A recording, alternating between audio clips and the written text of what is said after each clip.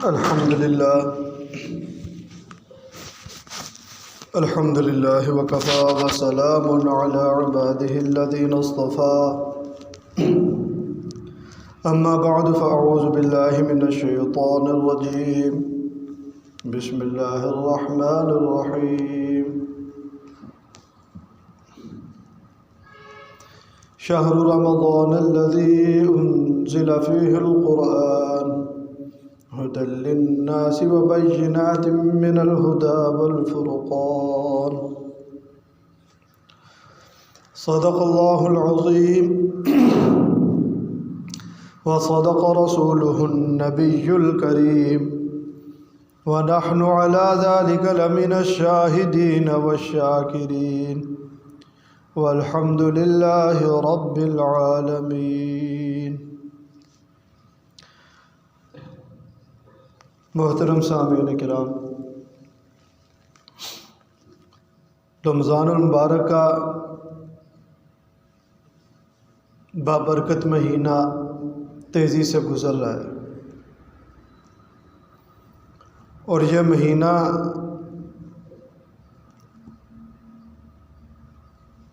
نیکیوں کی سیل کا مہینہ ہے۔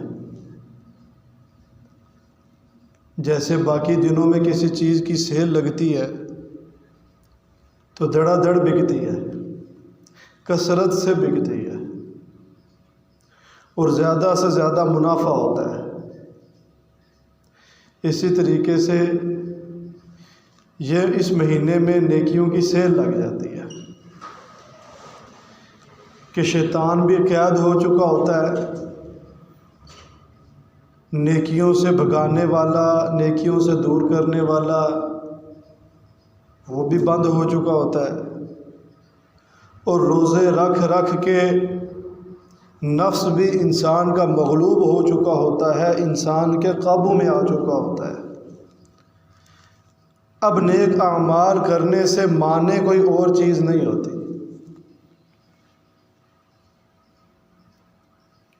تو ایسے وقت میں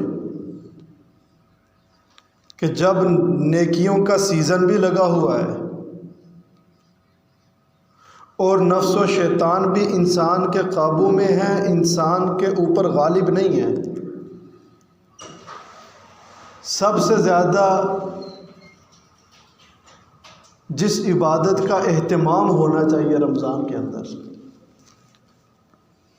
روزہ اور تراویح تو ہے ہی ہے، روزے کے بغیر تو رمضان نہیں ہے، تراویح کے بغیر تو رمضان نہیں ہے، کہ یہ دو چیزیں رمضان کے ساتھ ہی خاص ہیں۔ سب سے زیادہ جس چیز کا اہتمام کرنا چاہیے وہ قرآن پاک کی تلاوت کا ہے،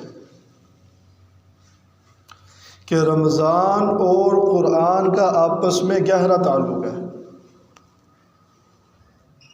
رمضان اور قرآن کا آپس میں اتنا گہرا تعلق ہے کہ جب اللہ پاک نے قرآن پاک میں رمضان کا تعارف کرایا ہے تو کن الفاظ کے ساتھ کرایا ہے؟ شہر رمضان الذی انزل فیہ القرآن، کہ رمضان کا مہینہ کون سا مہینہ ہے جس میں قرآن نازل ہوا۔ اللہ پاک یہ بھی کہہ سکتے تھے رمضان کا مہینہ کون سا جس میں آپ روزے رکھو گے، جس میں گناہ معاف ہوں گے۔ ہر روز روایت میں آتا 10 لاکھ لوگوں کو اللہ پاک افطار کے وقت جہنم سے آزاد کرتے ہیں۔ اللہ کوئی اور تعارف بھی کرا سکتے تھے رمضان کا، لیکن شہر رمضان الذی انزل فیہ القرآن، کہ جس میں قرآن نازل ہوا وہ رمضان۔ دوسری جگہ فرمایا انا انزلناہ فی لیلۃ القدر، کہ ہم نے لیلۃ القدر میں اس رمضان کو، اس قرآن کو نازل کیا ہے۔ اور ان دونوں کا آپس میں کیسا گہرا تعلق ہے؟ پہلا تعلق ان دونوں کا آپس میں تقوی کے اعتبار سے ہے۔ یا ایھا الذین آمنوا کتب علیکم الصیام کما کتب علی الذین من قبلکم لعلکم تتقون، اے ایمان والو یہ روزے تم پر فرض کیے گئے ہیں، کیوں؟ تاکہ تم متقی بن جاؤ، تاکہ تمہیں تقوی حاصل ہو۔ جب رمضان کے روزے رکھ کر تقوی حاصل ہوگا پھر کیا ہوگا؟ الف لام میم ذالک الکتاب لا ریب فیہ ھدی للمتقین۔ روزے رکھ رکھ کے جب تقوی حاصل ہوگا، اب قرآن کھول کے پڑھو گے تو قرآن سے ہدایت ملے گی۔ تو دونوں کا مقصود ایک ہی ہے، روزے سے تقوی حاصل ہوگا، تقوی سے قرآن پڑھے گا تو ہدایت ملے گی۔ تو رمضان اور قرآن کا گہرا تعلق ہے آپس میں۔ حدیث پاک میں آتا ہے کہ اللہ پاک ہر سال حضرت جبرائیل علیہ السلام کو بھیجتے تھے رمضان المبارک کے مہینے میں کہ جاؤ اور جا کے میرے محبوب صلی اللہ علیہ وسلم سے جا کے قرآن پاک کا دور کرو۔ چنانچہ حضرت جبرائیل علیہ السلام تشریف لاتے بارگاہ اقدس میں اور دونوں دور کرتے تھے۔ جتنا قرآن نازل ہو چکا ہوتا تھا جبرائیل علیہ السلام رسول پاک صلی اللہ علیہ وسلم کو سناتے، رسول پاک صلی اللہ علیہ وسلم جبرائیل علیہ السلام کو سناتے تھے۔ جیسے ہی رمضان آتا ہے حافظ بھی اسی طرح کرتے ہیں نا، دور کرتے ہیں آپس میں۔ جنہوں نے رات کو تراویحیں پڑھانی ہوتی ہیں، جس نے سننا ہوتا ہے وہ پڑھانے والا سننے والا دونوں ایک دوسرے کو سناتے ہیں تاکہ کوئی غلطی نہ رہ جائے بیچ میں۔ تو اللہ پاک ہر سال حضرت جبرائیل علیہ السلام کو بھیجتے تھے کہ جا کے رسول پاک صلی اللہ علیہ وسلم سے قرآن پاک کا دور کرے۔ اور جس سال رسول پاک صلی اللہ علیہ وسلم کا انتقال ہوا اس سال 2 دفعہ قرآن پاک کا دور کیا ہے۔ جس سال آپ علیہ السلام کا انتقال ہوا اس سے پہلے جو رمضان گزرا ہے اس میں جبرائیل علیہ السلام نے اور آپ نے 2 دفعہ قرآن پاک کا دور کیا۔ تو قرآن کا رمضان کے ساتھ اور رمضان کا قرآن کے ساتھ خاص تعلق ہے کہ رمضان کے لیلۃ القدر میں 27ویں رمضان کو قرآن پاک نازل ہوا ہے۔ اس میں اس بات کی طرف اشارہ ہے کہ رمضان کا مہینہ آیا، نفس و شیطان قید ہو گئے، مغلوب ہو گئے، انسان نے روزہ رکھنا شروع کیا، انسان کی روح پاکیزہ ہونی شروع ہو گئی، دل کے اندر نورانیت پیدا ہونا شروع ہو گئی، انسان کو تقوی حاصل ہونا شروع ہو گیا۔ اب وہ روزے رکھتے رکھتے رکھتے پہلا عشرہ بھی گزرا، پھر دوسرا عشرہ بھی گزرا، پھر اس کے بعد جب تیسرا عشرہ آ گیا اس کے بھی 7 دن گزر گئے۔ اب اس کی روح پاک صاف ہو چکی ہے گناہوں سے، اس کا دل اور دماغ ہر قسم کے رذائل سے، بری چیزوں سے پاک صاف ہو چکا ہے۔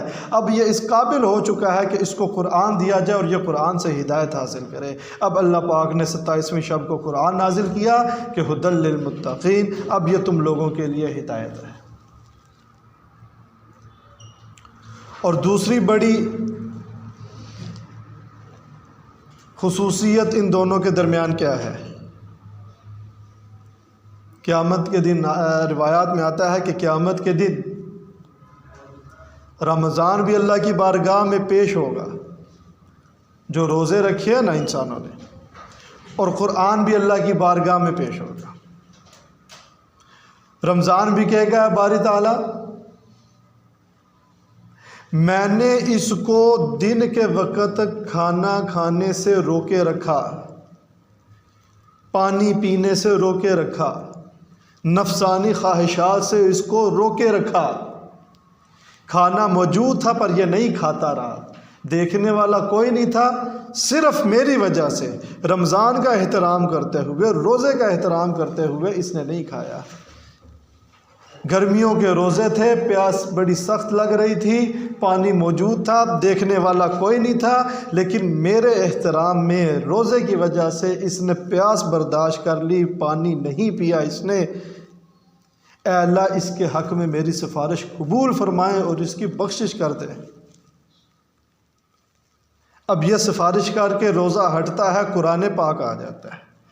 قرآن کہتا ہے اے باری تعالیٰ میں نے اس کو رمضان کی راتوں میں سونے سے روکے رکھا، سخت نیند آئی ہوئی ہے، تھکا ہوا ہے، جسم میں درد بھی ہے، لیکن اس کے باوجود یہ ساری تھکاوٹ تکلیف برداشت کرتا رہا اور تراویحوں میں یہ کھڑا ہو کر مجھے سنتا رہا۔ میں نے اس کو رات کو سونے سے روکے رکھا۔ اے اللہ اس کے حق میں میری سفارش قبول کیجئے۔ اللہ پاک دونوں کی سفارش قبول کر کے اس کی بخشش کر دیتے ہیں۔ تو یہ دوسرا تعلق ہے روزے اور قرآن کا آپس میں، کہ دونوں ہی انسان کی بخشش کرتے ہیں، اور حدیث پاک میں آتا ہے پھر ان کی بخشش قبول ہوتی ہے۔ یہ بخشش کی سفارش کرتے ہیں اور ان کی سفارش قبول ہو کر اللہ پاک اس انسان کی بخشش کر دیتے ہیں۔ اور تیسرا بڑا کام جو روزے اور قرآن کے درمیان میں ہے کہ ان دونوں سے اللہ کا قرب حاصل ہوتا ہے۔ کیسا قرب حاصل ہوتا ہے؟ حدیث پاک میں آتا ہے کہ روزے دار جب روزہ رکھتا ہے اور کئی دن روزہ رکھنے کی وجہ سے، پیٹ خالی رہنے کی وجہ سے، معدہ خالی رہنے کی وجہ سے منہ سے بو آنا شروع ہوتی ہے، اللہ پاک کو یہ بو مشک سے بھی زیادہ پسندیدہ ہے۔ دنیا میں سب سے مہنگی اور عمدہ خوشبو مشک کی ہے۔ وہ ایک تولہ بھی کتنے لاکھوں میں ملتا ہے، اس سے بھی زیادہ پسندیدہ خوشبو اللہ پاک کو وہ ہے جو روزے دار کے بھوکا رہنے کی وجہ سے اس کے منہ سے آ رہی ہے۔ یہ اللہ کا قرب نہیں ہے تو اور کیا ہے؟ یہ اللہ کے اتنا قریب ہو جاتا ہے۔ اور بلکہ ایک حدیث پاک میں آتا ہے الصوم لی وانا اجزی بہ، روزہ میرے لیے ہے اور روزے کا بدلہ میں خود دوں گا۔ علماء نے اس کی دو تشریح کی ہیں الفاظ کے اعتبار سے۔ ایک تو یہ ہے الصوم لی وانا اجزی بہ، روزہ میرے لیے ہے، روزے کا بدلہ میں خود دوں گا۔ اس اعتبار سے مطلب یہ بنتا ہے باقی نیک اعمال کا بدلہ دینے کے لیے فرشتے آئیں گے، اس کو یہ دے دو، اس کو یہ دے دو، اللہ پاک آرڈر کریں گے، لیکن جب روزے کا بدلہ دینے کی باری آئے گی اللہ فرشتوں کو ہٹا کے خود آگے آگے بدلہ دیں گے۔ اور دوسرا مطلب کیا؟ الصوم لی وانا اجزا بہ، روزہ میرے لیے ہے اور روزے کا بدلہ میں خود ہوں۔ قیامت کے دن جو اللہ اپنی رضا کا اعلان کریں گے اور جو اللہ اپنا دیدار کرائیں گے وہ روزے کی وجہ سے ہوگا، کہ روزے کا بدلہ میں خود ہوں، میں خود اس کو مل گیا، مجھے اس نے پا لیا جس نے روزہ رکھ لیا۔ الصوم لی وانا اجزا بہ۔ اور جس جگہ پہ قرآن پاک پڑھا جاتا ہے، جو آدمی قرآن پاک پڑھنے بیٹھتا ہے، سکینہ اللہ کی خاص رحمت نازل ہونا شروع ہو جاتی ہے، فرشتے اس کو گھیر لیتے ہیں۔ اللہ پاک فرشتوں میں اس کا تذکرہ فخر کے طور پہ کرتے ہیں۔ فرشتوں تم تو کہتے تھے یہ تو دنیا میں جا کر فساد پھیلائیں گے، ان کو زمین میں نہ بھیجو، یہ تو دیکھو یہ تو بیٹھے میری کلام پڑھ رہے ہیں۔ تو رمضان سے بھی اور قرآن سے بھی دونوں سے اللہ کا قرب حاصل ہوتا ہے۔ تو اس لیے رمضان المبارک میں سب سے زیادہ جس کی کثرت کرنی چاہیے وہ قرآن پاک کی تلاوت ہے۔ لیکن سب سے زیادہ آج اس دور میں سستی اسی چیز کے اندر ہو رہی ہے۔ آج سے کچھ عرصہ پہلے گھروں کا ماحول بدل جایا کرتا تھا۔ رمضان آتا تھا نا، پتہ چلتا تھا رمضان آ رہا ہے، کیا ہو رہا ہے، گھروں کے اندر ٹی وی بند ہو جاتے تھے اور سارا دن قرآن پاک کی تلاوت ہوتی تھی، نوافل ہوتے تھے، ذکر و اذکار ہوتے تھے، پتہ چلتا تھا جی رمضان کا مہینہ چل رہا ہے۔ اور اب ایسا بے دینی کا ماحول بنتا جا رہا ہے کہ رمضان آیا تو صرف کھانے پینے کا وقت بدل گیا اور کوئی تبدیلی نہیں آتی ہے گھر کے اندر۔ پہلے صبح 9 بجے ناشتہ کر لیتے تھے، اب 4 بجے اٹھ کے سحری کھا لی، پہلے عشاء کے بعد کھانا کھا لیا، اب روزہ افطار کرنے کے بعد کھانا کھا لیا۔ بس کھانے پینے میں ٹائم ٹیبل تھوڑا سا تبدیل ہوا، ٹی وی اگر ہے تو وہ اسی طرح لگ رہے ہیں، وہ اسی طرح وہ جو قرآن پاک کی تلاوت پہلے بھی نہیں ہو رہی تھی اب بھی نہیں ہو رہی ہے، اور یہ موبائل اور اس طرح کی چیزیں آ گئی، انہوں نے بیڑا غرق کر کے رکھ دیا۔ رمضان پورا گزر جاتا ہے اور کئی ایسے لوگ ہوتے ہیں جنہوں نے ایک قرآن بھی پورا نہیں پڑھا ہوتا. کوئی 10 پارے پڑھ کے اسی پہ فخر کر کے بیٹھا ہے, کوئی 5 پارے پورے کر کے اسی پر بیٹھا ہے. حالانکہ امام بخاری رحمۃ اللہ علیہ کے بارے میں آتا ہے کہ رمضان المبارک میں ہر روز ایک قرآن پاک پڑھا کرتے تھے, ہر روز ایک قرآن پاک پڑھتے تھے. جن کو قرآن پاک پہ پورا عبور حاصل ہو نا, ماہر تجوید والے قراء ہوتے ہیں, جن کی زبان پہ قرآن پاک رواں ہوتا ہے, وہ 15 سے 20 منٹ میں ایک پارہ چلتے پھرتے پڑھ لیتے ہیں. اور اس حساب سے یہ کوئی ایسی مشکل بات نہیں ہے. اب بھی کئی بڑی عمر کے لوگ جو ماشاءاللہ مسجد میں زیادہ تر وقت دیتے ہیں, وہ 15 20 پارے ایک دن میں پڑھتے ہیں مسجد میں بیٹھ کے. لیکن آج ہماری جو نسل جوان ہو رہی ہے, نئی آنے والی نسل ہے, وہ ایسی قرآن سے غافل ہے, قرآن پڑھنا تک نہیں آتا ہے. قرآن پڑھنا آتا ہو تو بندہ بیٹھ کے رمضان میں قرآن پڑھے نا. کیوں اکتا جاتے ہیں, کیوں قرآن پڑھنے کا مزہ نہیں آ رہا؟ وہ پڑھنا ہی نہیں آ رہا, کھولا ہوا ہے, بار بار اٹک رہے ہیں, بار بار غلط کر رہے ہیں, اور پھر جو پڑھ رہے ہیں اس پہ بھی اطمینان نہیں ہے کہ میں صحیح پڑھ رہا ہوں یا غلط پڑھ رہا ہوں. جبکہ قرآن پاک میں اللہ پاک نے کیا ارشاد فرمایا؟ فقال الرسول یا رب ان قوم اتخذوا هذا القرآن مہجورا.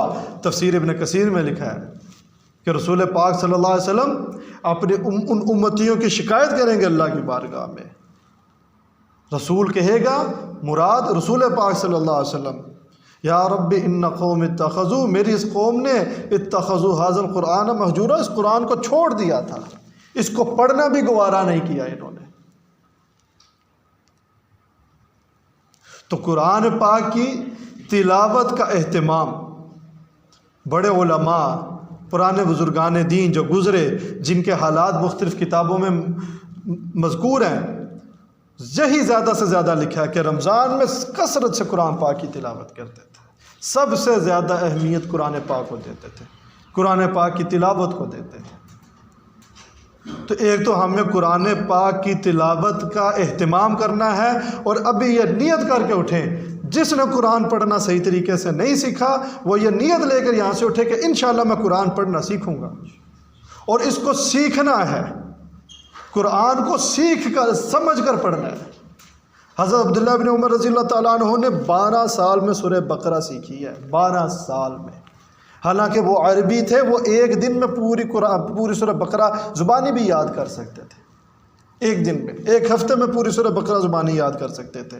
لیکن صحابہ ایک آیت پہلے پڑھتے تھے, اس کا تلفظ ٹھیک کرتے تھے, اس کا مطلب ترجمہ اور مطلب سیکھتے تھے, اس پر عمل کرتے تھے, پھر دوسری آیت لیتے تھے. لیکن ہمارا کیا حال ہے, ہمیں اوپر سے دیکھ کے پڑھنا ہی نہیں آ رہا. خود بھی نیت کریں, اپنی اولاد کو, اپنے گھر بار کو, بھی گھر والوں کو یہ نیت لے کر اٹھے کہ انشاءاللہ اس رمضان کے برکت سے کہ موقع ہے, خود بھی قرآن سیکھیں گے, اپنی اولاد کو بھی سکھائیں گے, اور سیکھ کر سمجھ کر اس کو پڑھیں گے.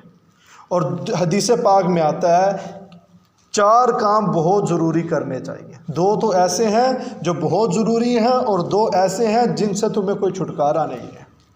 2 کام جو ضروری ہیں, ایک تو لا الہ الا اللہ کا ورد کثرت سے کرو, اور دوسرا استغفار کثرت سے کرو.